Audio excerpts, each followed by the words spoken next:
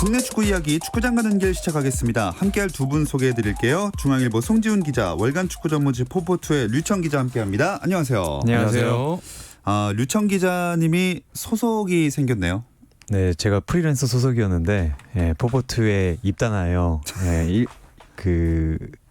입사하여 일주일 정도 다니고 있습니다.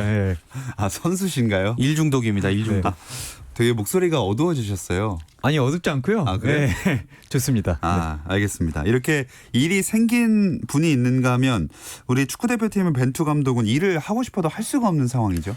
아시아 축구연맹이 그저께 발표한 내용인데요. 10월과 11월에 나눠서 열릴 예정이었던 카타르 월드컵 아시아 2차 예선 경기 일정을 내년으로 미루겠다. 이렇게 발표했습니다. 역시나 코로나19가 원인이죠. 아무래도 국가 간의 이동이 좀 자유롭지 않은 그런 상황이 이어지다 보니까 국가대항전을 치르는 것도 이제 그만큼 쉽지 않다라는 이런 상황을 감안한 것 같고요.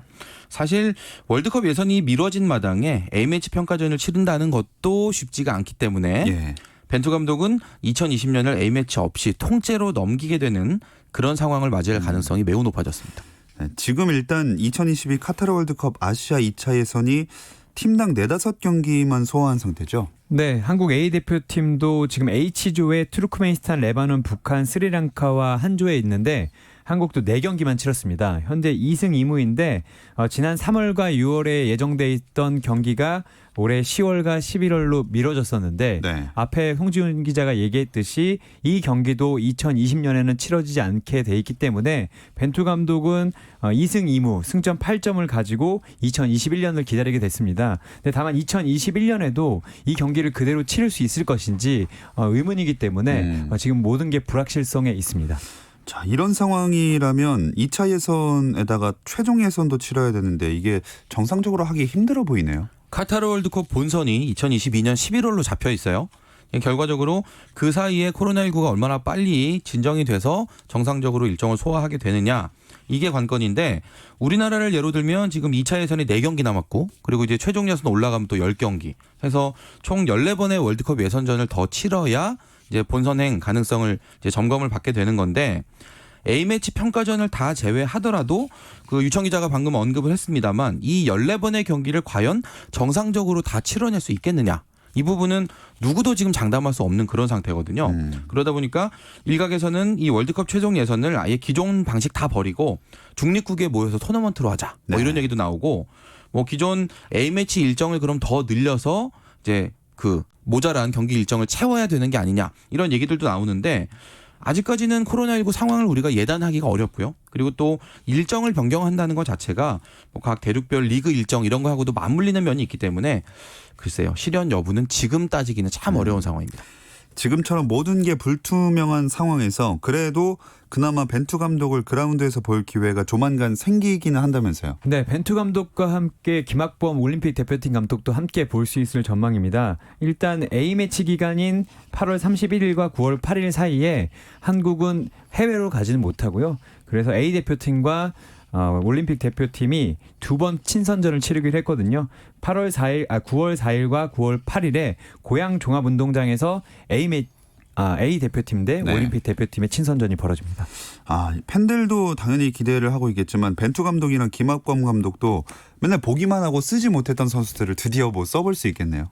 벤투 감독하고 김학범 감독 그동안 K리그 개막하고 나서 여러 경기장들 꾸준히 돌면서 선수들 점검을 해왔고, 또 때로는 이제 두 감독이 같은 경기장에 이제 앉아 있는 그런 모습도 볼 수가 있었는데, 이렇게 이 두 팀이 맞대결을 하게 되는 게 말씀하신 대로 그 두 감독이 머릿속으로만 그려왔었던 여러 가지 구상들 있잖아요.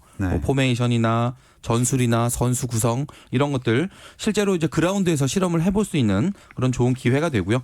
선수들 특히나 이 대표팀 발탁의 어떤 그 경계선에 딱 걸쳐 있는 이런 선수들 같은 경우는 벤투 감독과 김학범 감독이라는 이 한국 축구의 중요한 두 대표팀을 이끌고 있는 지도자 앞에서 내가 이 정도의 경쟁력이 있다라는 걸 직접 증명할 수 있는 그런 절호의 기회도 되겠습니다. 근데 그 코로나19 여파 때문에 해외파 차출은 아예 불가능한가요? 네, 왜냐하면 그 정부 시책상 누가 들어와도 2주 동안의 자가 격리를 해야 되기 때문에 선수들을 차출할 수는 있겠지만 2주를 쉬어야 되기 때문에 사실상 불가능해졌고요.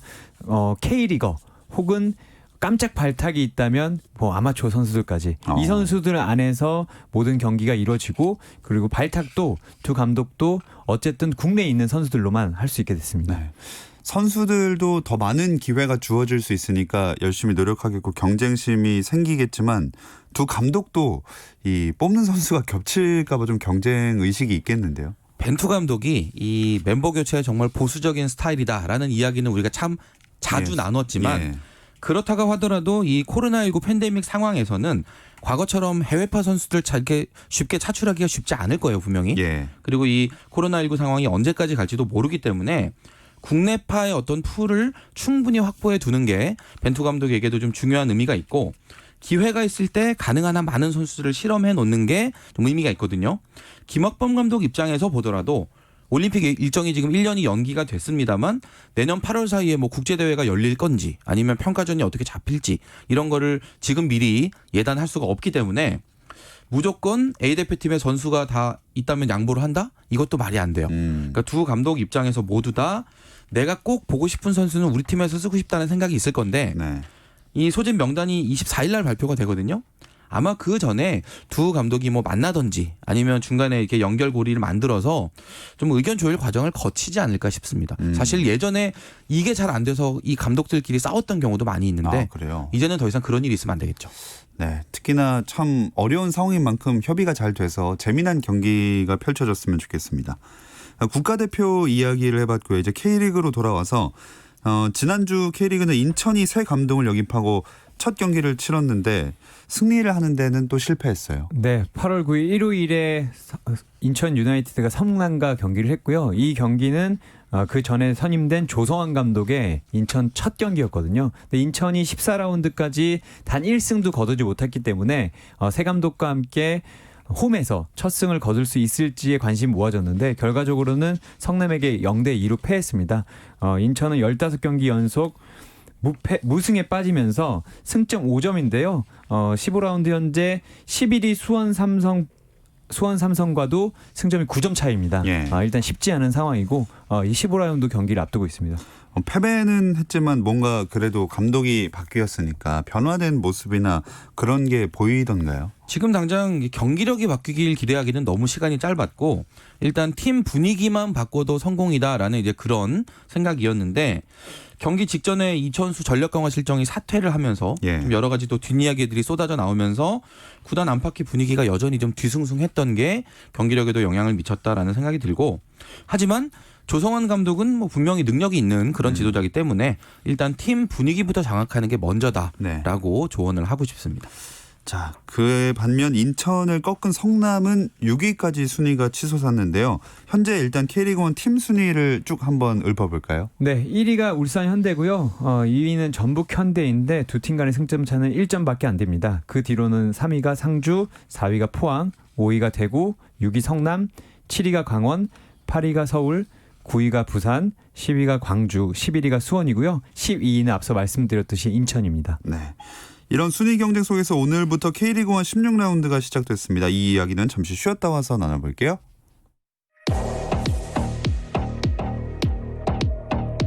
스포츠 잘 압니다. 김정현의 스포츠. 금요일 밤의 축구 이야기 축구장 가는 길 듣고 계시고요. 월간 축구 전문지 포포트의 류청 기자, 중앙일보 송지훈 기자 함께하고 있습니다. 이 시간 K리그1 16라운드 성남 대 부산 경기가 열리고 있거든요. 현재 상황은 좀 어떤가요? 네, 일단 두 팀이 후반 10분 현재 0대0으로 비기고 있고요. 전반에는 성남이 아주 좋은 기회가 한 차례 정도 있었는데 골을 성공시키지 못했고 지금도 두 팀이 팽팽하게 좀 맞서고 있습니다. 이 두 팀 다 상위 스플릿에 안착하려면은 승점을 좀 더 쌓아야 되는 상황이잖아요. 성남 입장에서는 일단 지난 라운드에서 이 감독이 바뀐 인천을 상대로 2대0으로 승리한 게 아주 보약이 됐습니다. 네. 11위였던 순위가 6위까지 뛰어올랐는데 부산은 지금 성남과 순위 그래프가 정반대라고 보시면 돼요. 지난 9일 상주전에 0대3 패배한 걸 포함해서 최근 3연패 부진 이어지고 있고요. 6위까지 올랐던 순위가 지금 9위까지 내려와 있는 이런 상태인데 부산 입장에서 지금 당장 필요한 건 1승이 되겠죠. 근데 뭐 사실 6위 성남, 9위 부산이라고는 하지만 승점 차가 2점밖에 안 되거든요. 네, 이번 경기에서 부산이 이기면 성남과 순위를 맞바꿀 수 있습니다. 예. 일단 두 팀이 간헐적으로 좀 공격을 하고 있고 성남은 지난 경기에서 나상호 선수가 드디어 골을 터뜨리면서 김남일 감독이 바랐던 이제 골잡이로서 이제 입지를 굳혔거든요. 그리고 이제 부산에서는 이정엽 선수와 이동준 선수가 빠른 역습을 하고 있는데 이 양쪽에서 누가 골을 터뜨리느냐, 제가 보기엔 한 골만 터뜨려도 오늘 승리를 가져갈 수 있을 것 같습니다. 현재까지는 어느 쪽이 좀 더 잘 풀린다고 보이시나요? 일단은 성남이 좀 더 좋은 기회를 잡았던 것 같아요. 사실 그 양동현 선수가 한동안 이제 경기 출장 분수가 이제 많지 않았는데 지난 경기에서 이제 선수 부상이 생기면서 나왔고 이번 경기에도 지금 나와 있거든요. 양도현과 이제 김현성이 있는 성남이 조금 더 경기를 주도하고 있는데 부산은 빠른 역습으로 지금 맞서고 있는 상황입니다. 예. 그리고 이제 이 경기가 마치고 내일이 되면 세 경기가 또 기다리고 있습니다. 네, 서울과 상주의 경기 서울 월드컵 경기장이고요. 수원과 전북의 경기가 수원 월드컵 경기장, 그리고 울산과 포항의 경기가 울산 문수 경기장. 세 경기 모두 오후 7시에 킥오프합니다. 네, 세 경기 다 참 주목할 거리들이 많은 경기들인데 일단 K리그에서 가장 오래된 라이벌전이자 뜨거운 이 동해안 더비가 딱 들어오네요. 네, 울산과 포항이 얼마 전에 맞붙었던 것 같은데 네. 다시 맞붙게 됐습니다. 올 시즌은 확실히 이제 울산이 우위를 점하고 있지만 포항은 언제든지 또 울산을 꺾을 수 있는 팀이기 때문에 이번 라운드에도 좀 주목하고 있습니다. 네, 두 팀 다 공격력이 워낙 화끈해가지고 득점이 많이 나올 것 같거든요. 두 분은 어떻게 보세요? 울산이야 뭐 올 시즌 해오던 대로만 해도 아주 골 많이 넣는 공격 축구가 될 것 같고요. 포항도 이 동해안 더비 온라인 기자회견 하면서 김기동 감독이 골을 내주더라도 공격 위주의 축구를 하겠다라고 이미 이제 공언을 했거든요. 경기가 시작하기 전이지만 이미 재미있는 경기 예약 도장이 찍혀 있는 그런 아주 1등급 매치가 되겠고요. 특히나 올해 초에 울산이 4대0으로 이길 때는 그때는 무관중이었잖아요. 근데 이번에는 관중석을 25%를 채우고 할 수 있기 때문에 더 뜨거운 분위기가 예상됩니다. 제가 보기에는 골무원이라고 부르는 예. 주니오 선수가 가장 좀 주목이 되는데 15경기에서 18골을 넣었습니다. 경기당 1.2골인데 K리그 역사상 경기당 한 골 이상 넣은 득점왕은 없었거든요. 아, 그래요? 근데 주니오가 이대로 간다면 K리그 최초 타이틀을 달게 되는데 지금 포항에서 재밌는 얘기를 했습니다. 골무원을 출근시키지 않겠다. 주니오 이번에는 결근해도 된다라고 얘기를 했는데 주니오 선수는 또 이번 경기를 앞두고 골무원 합격은 주니오라는 조금은 제가 보기에는 K리그 역사상 가장 웃긴 구단 영상이 아니었나 싶을 정도로 영상을 또 찍었기 때문에 주니오가 골을 넣느냐 못 넣느냐 이것도 상당히 재밌는 것으로 지켜보면 될 것 같습니다. 어떻게 보면 거기에 승패가 좀 달렸을 수도 있겠네요. 뭐 주니오 선수가 18골이고 2위 최다 득점 2위 일류첸코 포항인데 10골이니까 네. 8골이나 차이가 나서 득점왕은 벌써부터 좀 이렇게 정해져 있는 게 아닌가 하는 생각이 듭니다. 다음으로 서울대 상주 경기 살펴볼까요? 상주는 뭐 올해 초에도 이제 우리가 잘할 것 같은 팀이다라고 예상을 했지만 지금까지는 기대 이상으로 잘해주고 있다 이렇게 평가할 수 있고요. K리그 1에서 치르는 마지막 시즌이잖아요. 유종의 미를 거두기 위해서는 K리그 1에 상주가 있었다라는 명패 하나 남겨놓으려면 승점 3점 지금 아주 필요한 시점이고요. 서울 입장에서도 지금 2연승 아주 분위기 좋아요. 감독이 바뀌면서 어떤 식으로 흘러갈까 많이들 궁금했는데 아주 좋은 흐름을 일단 타고 있거든요. 이 분위기를 잘 살려낼 수만 있다면 좀 남은 일정에 K리그 1에서 태풍의 눈 역할을 할 수도 있기 때문에 일단 이번 경기 상당히 중요하고 상주를 상대로도 만약에 서울이 괜찮은 경기 할 수 있다면 뭐 호영 매직 인정해야겠죠. 그럴 수 있을까요? 사실 잘 모르겠어요. 왜냐하면 상주가 워낙 잘하고 정말 좋아요 상주. 네. 게다가 이제 그 서울 선수들이 예전처럼 이제 백패스를 하지 않고 도전적인 경기를 하면서 서울에 걸맞는 경기력을 하고 있지만 상주가 올 시즌 보여온 이런 안정적인 전력을 과연 넘어설 수 있을지는 사실 잘 모르겠습니다. 네, 내일 펼쳐지는 경기에서 확인할 수가 있을 것 같습니다. 다음으로 수원대 전북의 대결인데 이 대결은 그 수원의 든든한 벽이죠. 헨리가 전북의 공격을 잘 막아낼 수 있을까 없을까 이게 관건일 것 같아요. 사실 헨리가 벽이긴 한데 가끔 허물어지기도 합니다. 예전에 이제 펠리페도 90분 동안 잘 막았다가 한 번 놓쳐서 그때 이제 수원이 졌었거든요. 근데 제가 보기에는 헨리가 K리그에서 만나는 가장 강한 적이 나옵니다. 구스타보 선수가 있는데 물론 최근 경기에서 이제 골을 넣지 못했지만 처음 두 경기에선 78분에 4골을 넣었거든요. 네네. 그리고 이 선수는 점프력도 높고 빠르고 자신이 골을 넣지 못하더라도 연계까지 잘하고 있어서 사실 지난 경기에는 터질 듯 터지지 않듯 김보경 선수가 또 2골을 넣었거든요. 예. 그런 걸 보면 헨리가 구스타보만 잘 막는 게 아니라 구스타보 옆에 있는 친구들까지 잘 막아야 되는데 사실상 쉽진 않아 보입니다. 지금 대화를 나누는 사이에 그 지금 펼쳐지고 있는 성남과 부산의 경기에서 첫 번째 득점이 나왔습니다. 유인수 선수의 오른발 이 득점으로 보이거든요. 1대0으로 이제 성남이 앞서 나가게 됐습니다. 후반 15분 못 보셨죠, 두 분 다? 네, 못 봤는데 예. 그 견 장면에서 김현정 선수가 좋은 슈팅을 날렸거든요. 성남이 이제 공격수를 최근에는 거의 한 명만 두다가 네. 공격 숫자를 오늘 좀 늘렸는데 그 효과를 좀 보고 있는 것 같습니다. 네, 어쨌든 후반 15분에 성남이 1대0으로 앞서가게 됐습니다. 이제 다음으로 일요일 대진표 살펴볼까요? 네, 광주와 강원의 경기 오후 7시에 광주 전용구장, 대구와 인천의 경기 오후 7시에 DGB 대구은행 파크인데 아주 예쁘게 잘 지어진 두 곳의 신축 축구 전용구장에서 동시에 경기가 열리는 그런 날이 되겠습니다. 대구는 전성 매진됐다면서요? 네, 전성 매진인데 만석은 아니고요. 3,007석이 매진됐는데 2경기 연속 홈 매진입니다. 대구는 사실 지난 시즌에 9경기나 매진됐었거든요. 그리고 예. 올 시즌을 정말 고대하고 고대했었는데 무관중으로 치러졌었던 것 때문에 지금까지 관중을 못 받았거든요. 근데 지난 2경기 연속 홈 매진되면서 아마 지난 시즌에도 힘들었던 대구 티켓 잡기가 올 시즌은 한 10배는 더 힘들어지지 않았을까 그렇게 생각합니다. 제 생각에는 지금 대구는 경기장을 100% 다 열어도 많이 매진될 것 같아요. 그러니까요. 네, 워낙에 대구가 지금 아주 축구 열기가 뜨겁습니다. 네, 좀 기세도 좋은 상황이고 이 대구와 인천, 대구를 보면 상위 스플릿에 있긴 하지만 살짝 불안해 보이기도 합니다. 인천은 당연히 승리가 없기 때문에 두 팀 다 승리가 참 필요한 상황이죠. 네, 대구는 어쨌든 지난 경기에서 아까 말씀드렸던 구스타보와 김보경에게 이제 당하면서 0대2로 패하면서 5위입니다. 근데 지금 3위부터 5위까지의 또 승점 차가 3점밖에 되지 않거든요. 예. 어쨌든 여기서 쫓아 올라오는 6위권 팀들을 피하려면 대구는 무조건 인천을 잡고 28점으로 올라서야 되고요. 인천은 더 말할 게 없을 것 같습니다. 15경기 동안 이기지 못했기 때문에 이러다가 정말 명예롭지 못한 기록에도 도달할 수 있거든요. 그래서 인천은 무조건 이번 경기에서 승점을 따야 되는데 대구의 전력을 보면 쉽지 않아 보여서 좀 안타깝습니다. 자, 인천이 과연 반등의 신호탄을 쏠 수 있을지 아니면 대구가 상위 스플릿에서 자리를 굳건히 할지 이 경기에서 어느 정도 판가름할 수 있을 것 같고요. 광주 대 강원의 경기도 볼까요? 광주는 지금 새로 지은 전용구장을 이제 시즌 도중에 사용하게 됐어요. 분위기를 좀 타고 있는데 지난 라운드에 포항을 상대로 원정 경기에서 후반 막판에 한 골 내주면서 1대1로 비기긴 했어도 경기 내용이 나쁘지 않았거든요. 예. 그런 점에서 상당히 괜찮고 강원도 꽤 까다로운 팀인 건 분명하지만 이 포항전 분위기를 만약에 잘 살린다면 새 홈구장에서 승리하는 모습 기대해 볼 만합니다. 반대로 강원은 최근에 지금 4경기 승리가 없어요.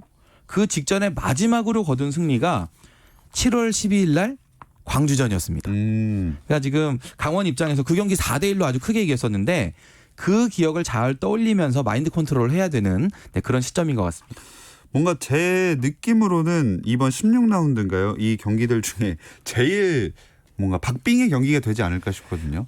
광주는 송준 기자도 말했듯이 경기력이 나쁘진 않아요. 근데 이제 다만 선수단의 깊이가 좀 얕고 그리고 어쨌든 펠리페라는 선수를 잘 막으면 득점원이 없기 때문에 지금까지 승점을 좀 잃었었는데 최근에는 펠리페만 좋은 게 아니라 엄원상과 윌리안이라는 양쪽 선수들이 상당히 잘하거든요. 예. 제가 봤을 때 양쪽 선수들의 주력으로 보면 엄원상과 윌리안이 K리그의 최고라고 볼 수 있을 정도고 특히 엄원상 선수는 사실 뭐 엄살라라고 불리면서 예. 조금 뭐 향승세를 탔었지만 그 이름에 걸맞는 모습을 보이지 못했는데 최근에는 골까지 많이 넣고 있습니다. 그러면서 살라 영상을 보지 않고 맨체스터 시티의 라임 스털링 영상을 보면서 골 넣는 연습을 하고 있다라고 했는데 정말로 골을 잘 넣고 있어요. 그런 걸 봤을 때 강원이 물론 경기를 주도하겠지만 후반전에도 강원이 골을 넣지 못한다면 광주에게 분명 당할 수도 있습니다. 광주가 현재 10위이긴 한데 상위 스플릿 진입이 아직 가능한 상황이죠. 6위 성남이 승점 17점. 근데 10위 광주가 15점이에요. 예. 네, 정말 가깝고 지난 주말에 성남이 11위에서 6위로 점프를 했듯이 지금 당장 이번 주말 경기 결과에 따라서 광주도 뭐 6위까지 치고 올라갈 수 있는 가능성이 지금 다 열려 있거든요. 어떤 상황이 펼쳐질지 모르기 때문에 더 아주 뜨거운 그리고 박진감 넘치는 그런 경기가 되지 않을까 예상합니다. 네. K리그 1 16라운드 경기들을 예상해보고 좀 쭉 짚어봤는데 오늘은 시간이 좀 남아서 K리그 2 얘기를 길게 할 수 있을 것 같습니다. K리그 2 수원, 대전, 제주까지 선두 경쟁이 굉장히 재밌는데 15라운드거든요. 어떤 대결들이 기다리고 있나요? 네, 일단 안산 그리너스와 전남 드래곤즈가 토요일 날 경기를 하고요. 같은 토요일에는 안양과 부천이 경기를 합니다. 16일 일요일에는 경남과 충남 아산이 대결을 하고 그 뒤에는 1위인 수원과 한 경기를 덜 치르고도 승점 1점 차로 3위를 달리고 있는 제주가 붙고요. 그리고 17일 월요일에는 2위 대전 시티즌과 4위 서울 이랜드가 붙는데 이 두 팀과의 승점 차이도 3점밖에 나지 않습니다. 이번 라운드가 상당히 중요한 라운드가 될 것 같습니다. 두 분은 특히나 이 주목하는 경기라든지 선수는 누가 있을까요? 요거는 제가 먼저 말씀드릴게요. 저는 이 앞에서 류청 기자가 소개를 했던 2위 대전과 4위 서울 이랜드 이 경기를 좀 주목해서 보시라라고 말씀드리고 싶은데 대전이 이기느냐 서울 이랜드가 이기느냐에 따라서 이 선두권이 3강 체제로 그대로 쭉 갔냐 아니면 이랜드가 뛰어들면서 4강 체제로 변화가 오느냐 이게 결정될 수 있는 한판이에요. 그런 의미에서 이 경기를 좀 유심히 보시면 좋겠다. 아주 재미있을 것이다. 이렇게 전망하겠습니다. 류청 기자는요? 저는 수원과 1위 수원과 이제 3위 제주 유나이티드의 경기가 있는데 이 경기에서 제주가 이기게 되면 한 경기를 덜 치는 상황에서 1위까지 올라갈 수 있거든요. 그러면 이제 남길 감독이 지키는 데 능하고 두 번이나 승격을 거둔 감독 아니겠습니까? 예. 그런 측면에서 좀 지켜볼 만하고 수원에는 또 이제 K리그 2 득점 선두 안병준 선수가 있는데 이 선수가 이제 제일교포로서 북한 국가대표를 뛰고 있거든요. 근데 이제 쟁쟁한 안드레 루이스라는 몸값이 300만 불을 넘는 선수를 뛰어넘고 있어요. 근데 지난 경기에서 이제 골맛을 못 봤고 제주에는 또 이제 수비수인 임동혁 선수가 연속골을 넣으면서 스트라이커 제2의 김신욱이 될 것 같은 예. 예감이 있는데 이 두 선수 중에 누가 골을 넣을까 이런 것도 좀 지켜보면 좋을 것 같습니다. 전 또 개인적으로 눈길이 가는 게 조원희 선수가 이제 다시 선수가 됐잖아요. 혹시 경기 보셨나요? 네, 경기를 봤는데 첫 경기에 이제 선발로 나와서 40분 동안 뛰고서 전반에 교체를 당했어요. 예. 근데 이제 조원희 선수를 유튜브 채널 있지 않습니까? 그걸 예. 좀 바꾸면 분발해줘 원희 형이 될 것 같습니다. 아직은 좀 분발을 해야 될 것 같고 경기력보다는 어쨌든 감각이 좀 떨어지다 보니까 네. 선수들이 이제 뒤에 뛰쳐나가면 잡아서 이제 경고도 받고 아직은 좀 올라와야 될 상황인 것 같습니다. 좀 적응 잘 할 수 있다고 보세요? 뭐 일단 본인이 몸은 잘 만들어 놨기 때문에 뭐 체력적으로나 문제는 없을 건데 그 유청 기자가 얘기했듯이 지금 조원희 선수의 어떤 문제는 그 경기력이 아니라 경기 감각이에요. 그 자기가 이제 만들어 놓은 체력을 이제 시간에 어떻게 맞춰서 배분을 하느냐. 제가 보기에는 전반에 많이 좀 오버워크를 했던 것 같고 본인이 긴장도 했던 것 같고 이런 모습들이 보였는데 이걸 이제 차분차분히 이제 그 예전에 잘 뛰던 그 시절로 이제 나눠가는 그 과정이 이제부터 재밌는 과정이 될 것 같습니다. 네. 오늘 소식은 여기까지 듣겠습니다. 중앙일보 송지훈 기자, 월간 축구 전문지 포포트의 류청 기자 함께했습니다. 고맙습니다. 감사합니다. 저는 월요일 8시 30분에 다시 돌아오겠습니다. 김종현의 스포츠.